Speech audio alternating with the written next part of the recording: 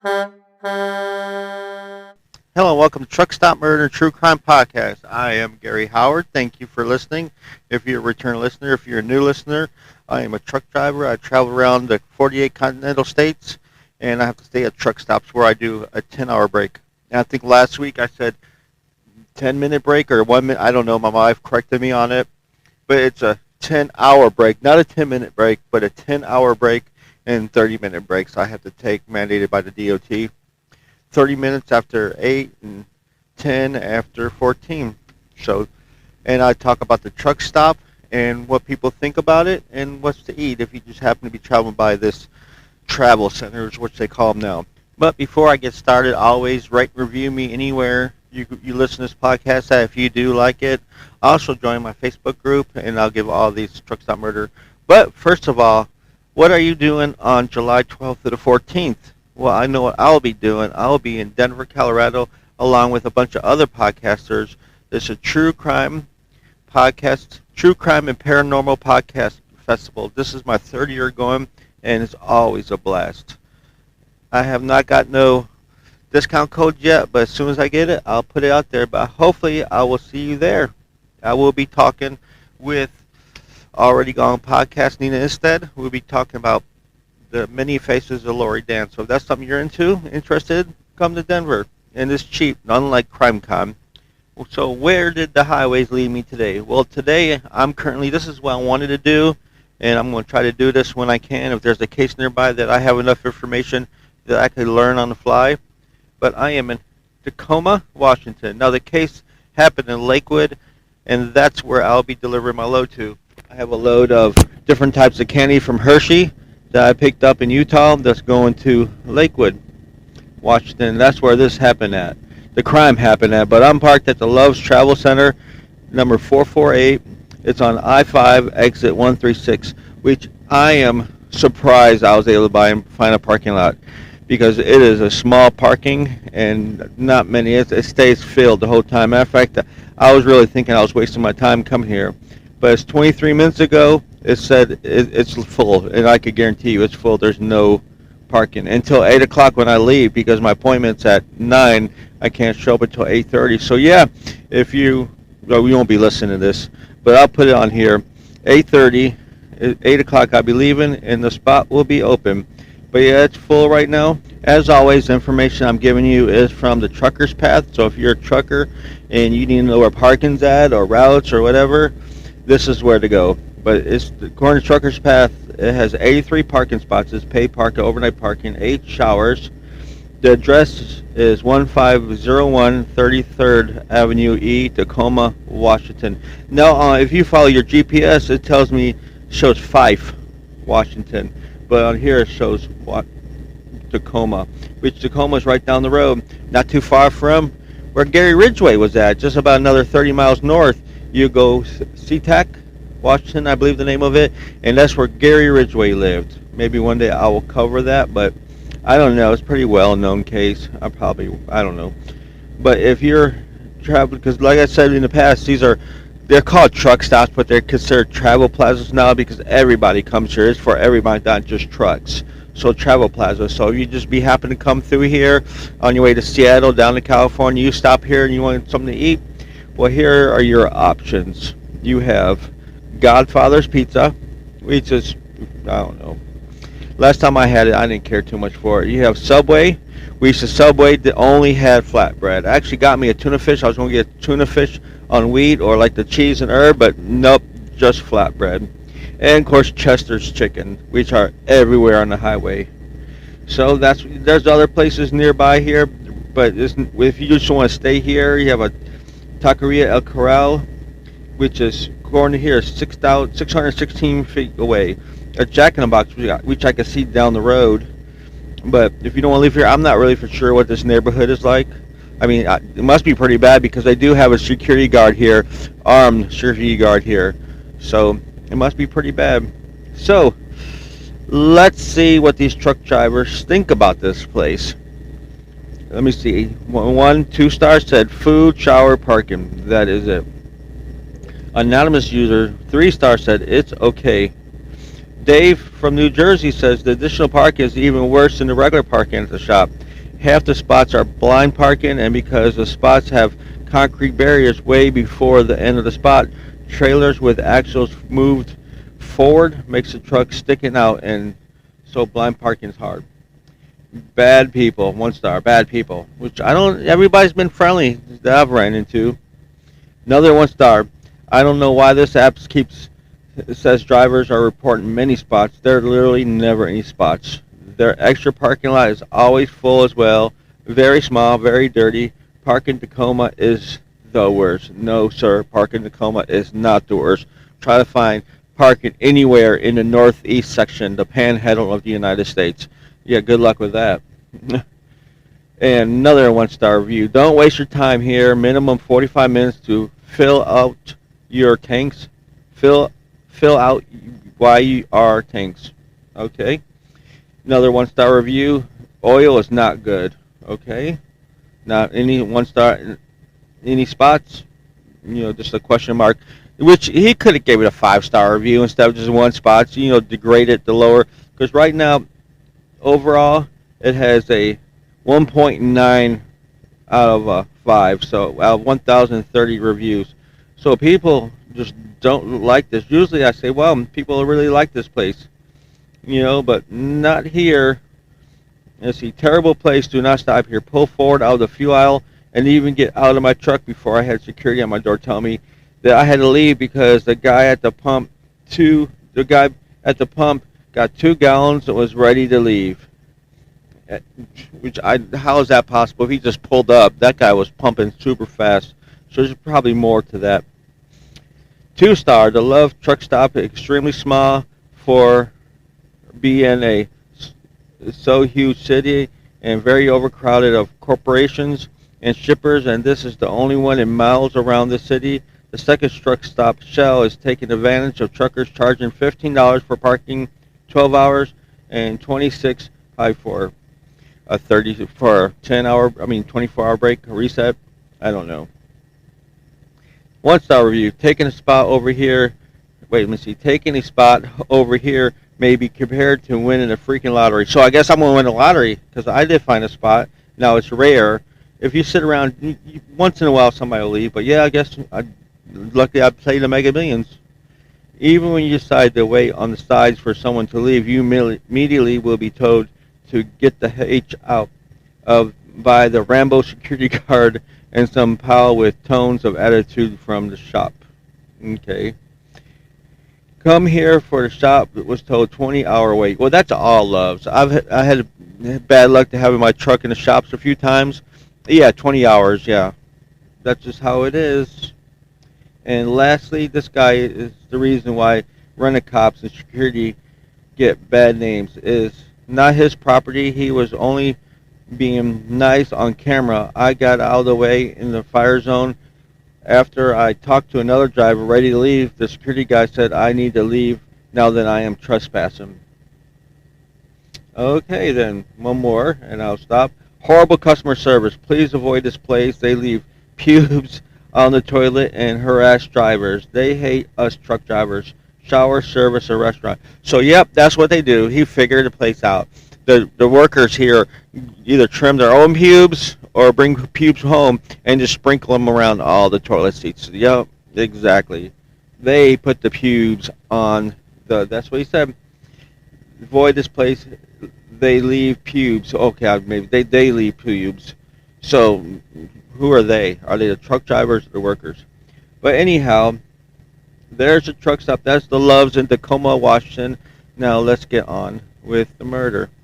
What we need is if somebody knows somebody who has a gunshot wound or has a fresh injury and is described as a black male between 25 and 35, rough face, hair, wearing black coat, jeans, and has an injury, we want to know who that is.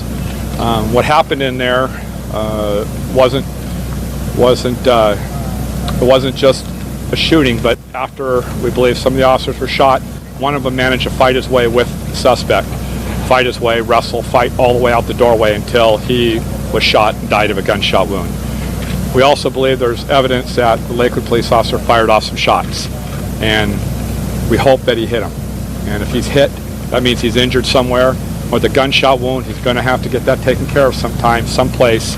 And when that occurs, we want to know where that person's at. What will probably happen is a person will probably travel some distance, possibly, get to a medical center or hospital and claim that he had an accidental gunshot wound, or he'll tell somebody that he accidentally shot himself.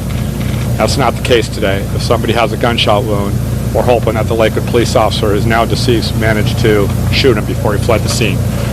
We have no sense of motive. We can tell you that two of them were just flat executed, sitting, writing reports. One of them was stood up and tried to go for the suspect and got shot, and the fourth one fought his way out to the parking lot and fired off some rounds, we're hoping, and the suspect's hit.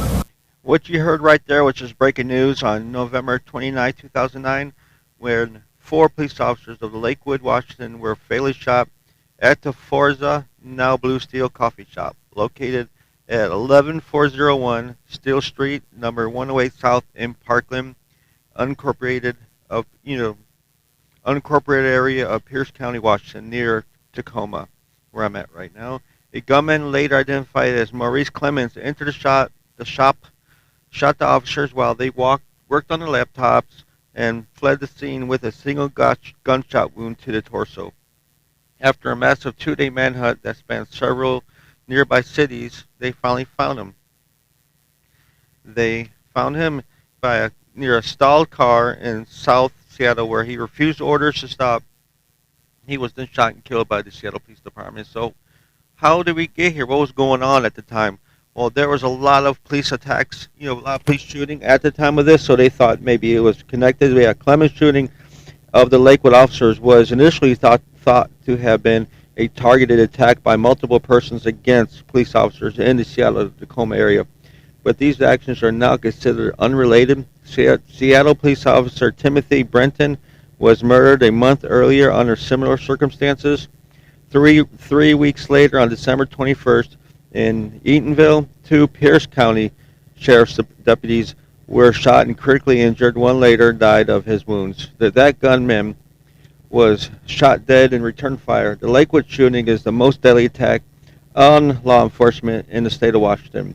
At the time, the Lakewood shooting was both the second deadliest attack on law enforcement in the United States since March 21st, 2009, fatal shooting of 4 Oakland, California police officers, as well as the second deadliest attack on law enforcement in a single incident by a single gunman. The 4 Lakewood police officers were the first to be killed in the line of duty since the department was established in 2004. So let's talk about the perpetrator, Maurice Clemens, born February 6, 1972. He was definitely a troubled child from youth, in and out of prison constantly. He was identified as a shooter in the November 29th, 2009 murder of 4 police officers in Parkland, Washington, which we're talking about right now. After evading police for 2 days following the shootings, Clemens was shot and killed by a police officer in Seattle. So what did he do before this? And you're going to have your mind blown, because there's no way this dude should have been free running around the streets, because he was not a lot of crime. Prior to his involvement in the shooting, Clemens had 5 felony convictions in Arkansas and 8 felony charges in Washington. His first incarceration began in 1989 at age 17. Although his sentence totaled 108 years in prison, those for burglary were reduced in 2000 by the governor of Arkansas, Mike Huckabee, to 47 years, which made him eligible for parole immediately. The Arkansas Parole Board moved to release him in 2000. Clemens was arrested on other charges, was jailed several times. In the months prior to the Parkland shooting, he was in jail on charges of assaulting a police officer and raping a child. 1 week prior to the Parkland shooting, he was released from jail after posting a $150,000 bail bond. At the time, Clemens' murder of 4 police officers represented the largest number of law enforcement officers killed by a lone perpetrator in a single incident in U.S. history. It was surpassed in July of 2016 when a mass shooter occurred in Dallas, Texas, resulting in the death of 5 police officers. Maurice Clemens' father, let's talk about his early life and his juvenile crimes, what he did as a young kid. Maurice Clemens' father had made frames for automobile seats at a Chrysler factory. His mother, Dorothy Mae Clemens, worked in a nursing home. He had five siblings. Clemens lived in Marianna, Arkansas in his early youth and moved to Little Rock as a teen. He was arrested when he was a junior in high school for carrying a 25 caliber pistol on school property. He claimed to be carrying the gun because that he was beaten by dopers, and he had something for them if they attacked him again. Clemens eventually dropped out of high school his junior year, 1989. A 17-year-old Clemens and two accomplices robbed a woman at midnight in the parking lot of a Little Rock hotel bar. Clemens pretended to have a gun in his pocket and threatened to shoot her if she did not give him her purse. When she responded like, "Well, shoot me then," he punched her in the head, ran off with the purse, which contained only $16 and a credit card. A court sentenced Clemens to 35 years in prison for the crime. So I don't know if you're keeping track. There's a lot of time he should have been in jail. Yeah, Clemens was accused of multiple times of displaying violent behavior during court appearances. In one incident, he managed to dismantle a metal doorstop, hide it in his socks to use as a weapon. It was discovered and confiscated by a court bailiff. In another incident, he took a lock from his holding cell and threw it at a bailiff, but missed and hit his mother, which his mother ended up getting up and beating his ass. No, that would have been nice. But he hit his own mother trying to hit the bailiff. Clemens was once accused of reaching for a guard's pistol while being transported to court. During one trial, he was shackled in leg irons and seated next to a uniformed officer because the presiding judge, listen to this, the presiding judge had ordered extra security, claiming that Clemens had threatened him when he was 16 years old. So he still remember he was not a good guy. Clemens' charges were transferred from juvenile court to adult court due to the extremely violent nature of his crimes and his threatening demeanor.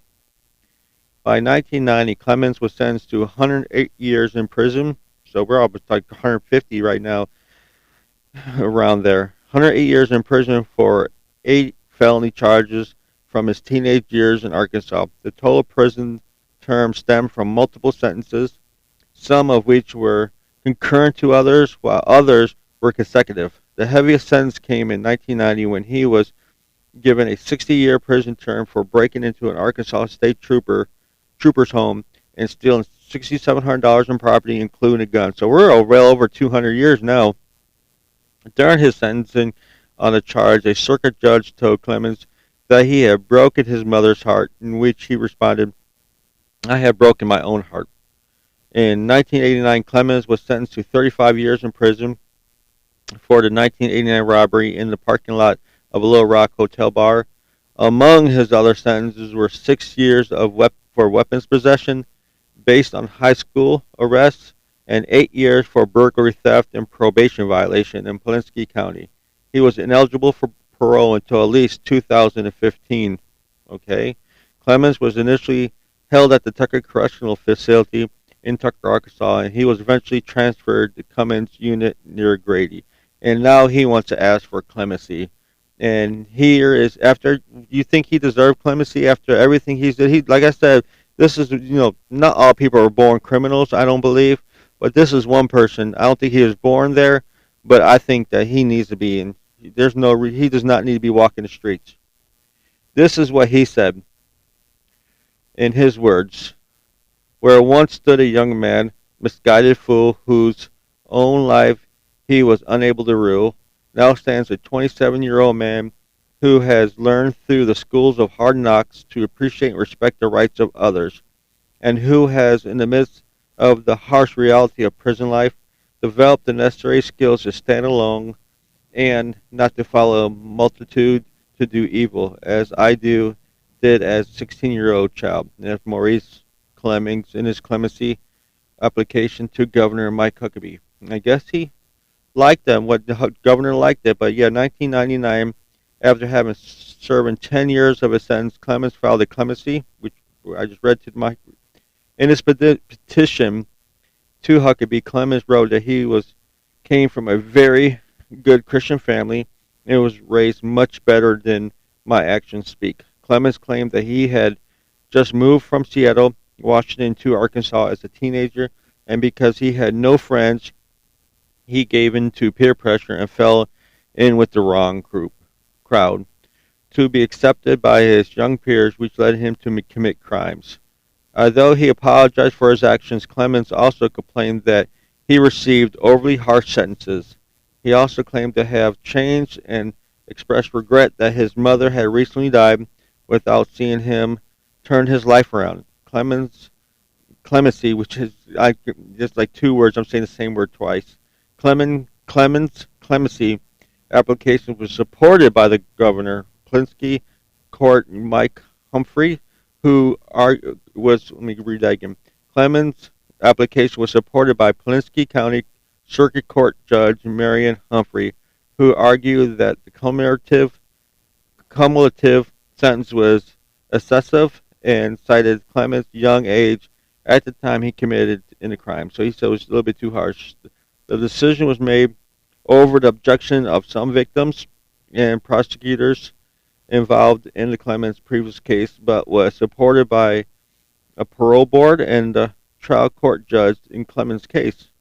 Mark Fraser, attorney who prosecuted earlier cases against Clemens in Pulaski County, argued Clemens was extremely likely to commit further acts of violence in the future and said for a teen to receive such a lengthy prison sentence without committing a murder, he says, you got to be a bad little dude. On May 3rd, 2000, Huckabee commuted Clemens' 108-year sentence to 47 years, 5 months, and 19 days, which made him eligible for parole that day. As a factor of his decision, Huckabee cited that the unusual long sentence for Clemens' age at the time of his crime was committed. The Arkansas Parole Board unanimously, why can't I say that word? I'm just going to approve. They approved it. Clemens released on July 13, 2000, and he was set free on August 1st, 2000. So if you're keeping track of all that time, maybe he was a little bit too young, but to commit that much, yeah, he needed to stay there. There was he'll never, as we see, that's why I'm talking about him now.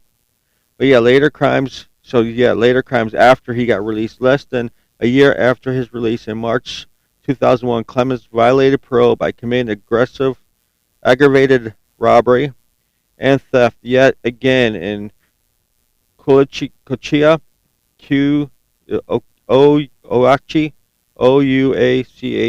Ouachita County. He was convicted in July 13, 2001 and sentenced to 10 years in prison.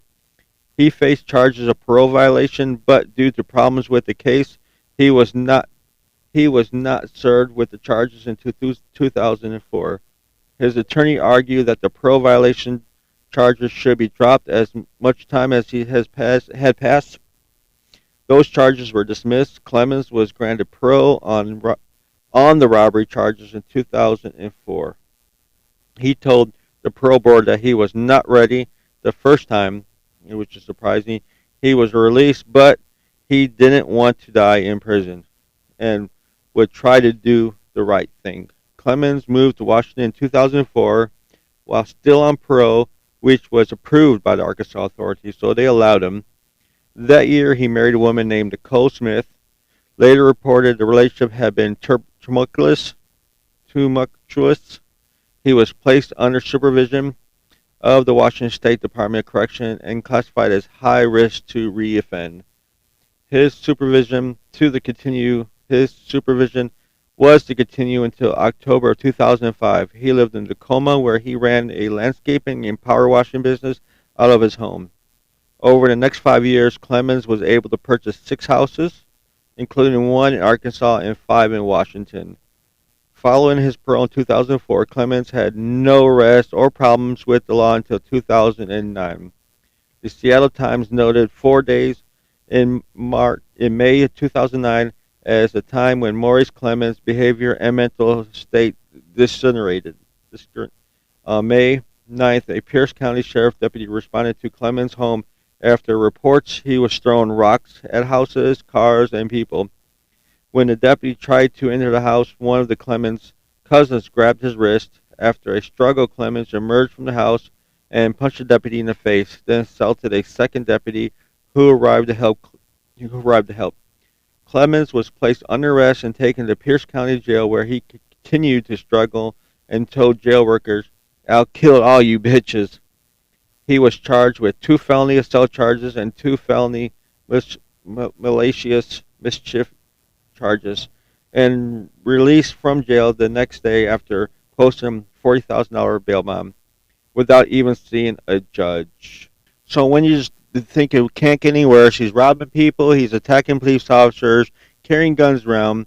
Well, get ready. On May 11th, around 1 a.m., Clemens appeared naked in his living room and ordered 2 female relatives, ages 11 to 12, to fondle him. Yes, you heard that right. The two reportedly complied out of fear, and the 11-year-old fled the house afterwards. Clemens took the 12-year-old into his bedroom along with Clemens, his wife. Clemens repeatedly referred to himself as Jesus and said his wife was Eve. He released the 12-year-old after his wife begged him to let her go. However, around 4 a.m. the same morning, he gathered his family back in the living room and demanded they strip naked together. He later left the house claiming the world was coming to an end and that he was going to fly to heaven. A family member called 911. Police found Clemens at a nearby second house that he was building for himself, but he fled on foot and escaped. Clemens failed to appear the next day for arraignment on May 9. Charges of the Child Protective Services investigated in the sexual abuse complaint of the 11 and 12-year-old. Clemens' sister told authorities that he had undergone a change and was not in the right mind.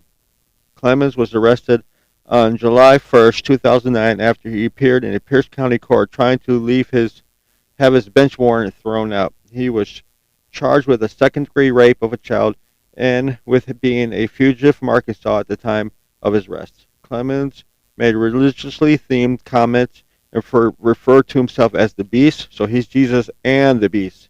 He also told a police officer that then President Barack Obama and LeBron James were his brothers, and Oprah Winfrey was his sister. Yeah, Pierce County prosecutors asserted that Clemens' recent crimes amounted to a violation of Clemens' parole in Arkansas. So he violated parole in Arkansas, and that he faced years in prison if he was returned to that state. However, the Arkansas Department of Corrections notified Pierce County on July 20th, 2nd, that they did not intend to ask for extradition, and that he should be, just stay there at Washington. You have Washington charges to stick. Stay in Washington.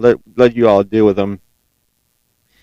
And Stephanie Painter, a deputy prosecutor attorney in Pierce County, said of the Arkansas decision, there's a built-in incentive to not follow through. In a way, the more violent they are, the less you want them in your community, which I do believe. Maybe Washington should just send them, say, we don't care. He's your problem, take him.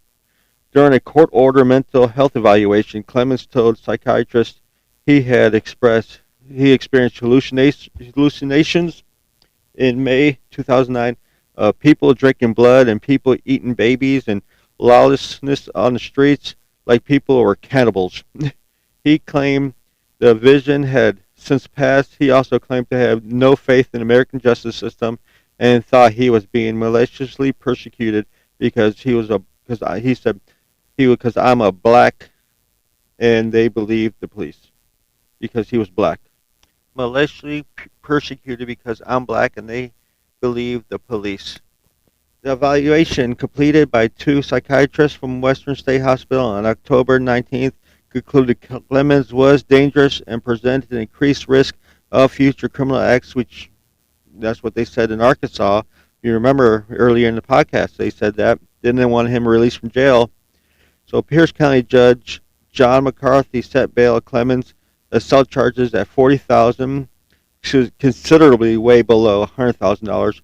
Prosecutors sought based on Clemens' history of violence. Pierce County Judge Thomas Philnagel set bail for the child rape for charges for $150,000, lower than the $200,000 sought by prosecutors, but the higher than usual for charges. After his mental evaluation, a psychiatrist concluded Clemens was competent to stand trial on the charges, which eliminated him as a competent candidate for involuntary commitment. An attorney from Clemens notified the court he planned to pursue an insanity or diminished capacity defense. On November 23rd, 2009, Clemens paid $115,000 for a $190,000 bail bond to secure his release. Two other bail bond agencies had earlier rejected Clemens' bond requests based on his history of failing to appear in court. So now you know who we're dealing with and all his past arrests and past history and everything about him. Lest that brings us to on the morning of Sunday, November 29th, the four officers were working on their laptops at a Forza coffee shop, now Blue Steel Coffee. Yes, Blue Steel Coffee from Forza Coffee Company shop to is different name for sure. But yeah, they're there prior to the start of their shift in nearby Parkland, next to McCord Air Force Base. All four were armed and in full uniform, wearing bulletproof vests. Clemens drove a white pickup truck to with getaway driver Dorcas, Dorcas, Dorcas, I won't call him Dorcas, Allen's home. Allen then drove Clemens past the coffee shop. After they saw the marked police officer patrol cars in the parking lot, Allen drove Clemens back past the coffee shop and parked nearby. Allen stayed behind and kept the truck running while Clemens exited the vehicle and made his way towards the coffee shop. At approximately 8:15 a.m., Clemens entered the coffee shop, approaching the counter and turned towards the four seated officers. Without saying a word, Clemens drew a Glock 17 9mm handgun and opened fire. Clemens also had a Smith & Wesson 38 caliber revolver. Now keep in mind, because of this felony he was charged with, he was not even allowed to have any of these weapons.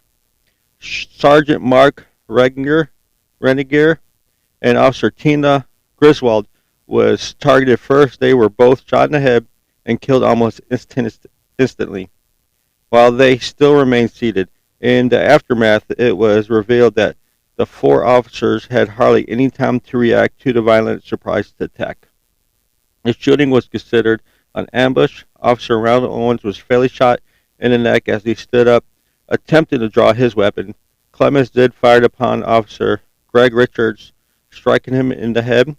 Before Richards succumbed to his mortal head wound, he was able to draw his weapon and return fire.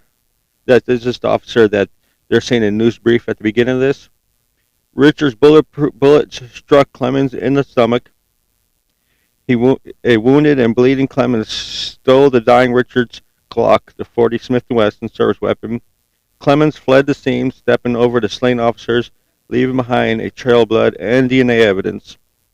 Investigators later utilized the DNA evidence left behind, among other pieces of evidence, including the shop's recorded surveillance camera footage and eyewitness testimony to doubtfully link Clemens to the murders. Shortly after shooting, Clemens was observed exiting the coffee shop, jogging down the block, and entering through the passenger side door of a white pickup truck parked a short distance from the coffee shop. The getaway vehicle quickly sped off from the scene and presumably driven by Clemens, accompanied by Dorcas Allen. Dorius, I think it's called. What his name is, but anyhow, Dorcas. I'm going to call him Dorcas. Investigators state that the murders were an attack against police officers in general. Since none of the four officers had even dealt personally with Clemens, none of the officers was individually targeted as Clemens shot all four officers. Robbery was quickly ruled out as a motive, as Clemens stole a single service weapon from one of the four officers, but it was believed that he did so as a means to further commit later attacks against other members of law enforcement. So he was just after any police officer. If you wear a blue uniform with a badge, you're getting attacked. In the aftermath but he got shot. So it probably didn't last too long. But yeah, in the aftermath of November 29th attack, criminal profilers revealed Clemens' modus operandi was to simply kill as many officers as he could, and was believed Clemens planned to and intended to violently target more officers in the days following the intentional Lakewood shooting. Allen later told detectives he stopped at the intersection and abandoned Clemens and the truck, claiming he wanted no part of this. But police found no evidence Allen was abandoned. The talk, Gary. Okay, let's start again. Claiming that he wanted no part, he got out of the vehicle, said he didn't want no part of this. But police found no evidence Allen had abandoned the vehicle. So the manhunt, let's look for where is this guy at?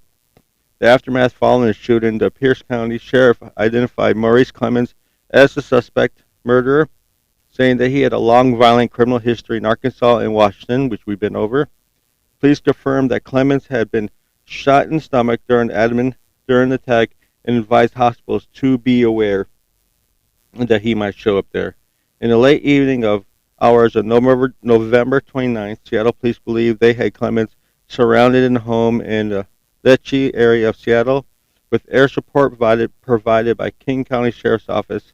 SWAT teams from the King County Sheriff's Office, Seattle Police Department, Tacoma Police Department, and other agencies entered the home about after a 12-hour standoff. But they found no one inside. Earlier in the day, Tacoma police served a search warrant on a Tacoma home belonging to a person of interest and collected evidence. Intense manhunt ensued, and police from agencies in Pierce and King counties conducted searches at the University of Washington campus, in Rizzo Park, and in Renton without success. Acting on a tip, King County Sheriff's Department deputies and Washington State Patrol troopers are also conducting surveillance and going door to door around, different Snoqualmie, Snoqualmie, Snoqualmie Pass area homes for 50 miles east of Seattle. After hours of investigating, that search was called off. That was just the pass that I drove through. If you come in on 90, you go through this pass, and I've been trying to say that name ever since. I guess I could look it up, but it's Snoqualmie. Desiree, when you hear this, call me up and let me know how you pronounce that. And have more fun that way. The tip had been one of thousands received, so it was after hours of investigating, the search was called off in the area. The tip was made. The tip had been one of thousands received by local law officers. The police was offering a $140,000 reward for information leading to his arrest. So, where was he at? After evading police for 2 days, Clemens was located on December 1st. He was shot and killed by a police officer in Seattle. Around 2:45 a.m. on December 1st, Seattle police officer Benjamin L. Kelly was on patrol in the Brighton neighborhood in South Seattle in the Rainier Valley. He came upon a 1990 Acura Integra parked on the street on 44th Place South and South Kenya Street. It was empty, but the hood was raised and the engine running. He ran the vehicle's license plate number and determined that it had been stolen about 2 hours earlier. While sitting in the patrol car to report the stolen vehicle, Kelly noticed a man matching Clemens' description approaching him from behind, walking fast on the sidewalk, and then in the middle of the street. Probably lucky he saw him. He probably was going to try to kill him. But yeah, police accounts state that Kelly confronted Clemens and ordered him to stop and show his hands. But Clemens began to flee around the disabled vehicle and reportedly reaching his waist around and moved. Reportedly reached into his waist around and moved. As Kelly was drawing his sidearm, Kelly fired 3 shots at Clemens, followed by another 4 shots as the suspect ran away in a dead sprint and struck him at least twice. Clemens reached the sidewalk and collapsed face down in a walkway leading to a home of Kenyon Street. On Kenyon Street, Kelly retreated behind his patrol car, retrieved the shotgun, and called for backup. Within moments, Seattle police came to a scene. A team of police officers approached the suspect, handcuffed him, and took him away from the home. Seattle Fire Department medics responded and pronounced the suspect dead at the scene, so no court for him. Clemens was carrying a handgun, identified as having belonged to the slain officer in the Lakewood shooting. Clemens had a bullet wound to his stomach, abdomen, like he sustained during the shooting in Parkland, which had been stuffed with cotton and gauze and sealed with duct tape. That's how you fix that. He must have been in the army. So let's talk about the victims who were slain in this attack. All four officers have been with the Lakewood Police Department from its beginning in 2004. They were Sergeant Mark Reniger, 39, 13 years in law enforcement, died from a gunshot wound to the head. Officer Ronald Owens, 37, 12 years in law enforcement from Puyallup, died from a gunshot wound to the neck. Officer Tina Griswold, 40, 14 years in law enforcement, died from a gunshot wound to the head. Officer Greg Richards, 42, 8 years of law enforcement experience from Graham, died from a gunshot wound to the head. So all four officers there was murdered. Immediately following the shooting, Lakewood Police Independent Guard set up a memorial fund for the officers. As of 2012, about $3.2 million was donated to the fund. In March 2012, Lakewood police officer Skeeter Timothy Manos pleaded guilty to charges of stealing from the account, using funds for his personal use. Well, my question is, with all the felonies, how did he obtain these weapons? Where did he get them? But yeah, authorities determined that these details were caught in a 9mm Glock Model 17, a Smith & Wesson 30 caliber revolver Clemens brought to the crime scene. The Glock was purchased June 2005 at a Renton, Washington pawn shop. The purchaser reported the gun stolen in March 2006 after his car was broken into a downtown Seattle parking garage at 2nd Avenue and James Street. The Smith & Wesson revolver was shipped in 1981 to the now closed Police Arms and Citizen Supply in Lakewood, Colorado, but no details was found. So it sounds like the weapons were stolen.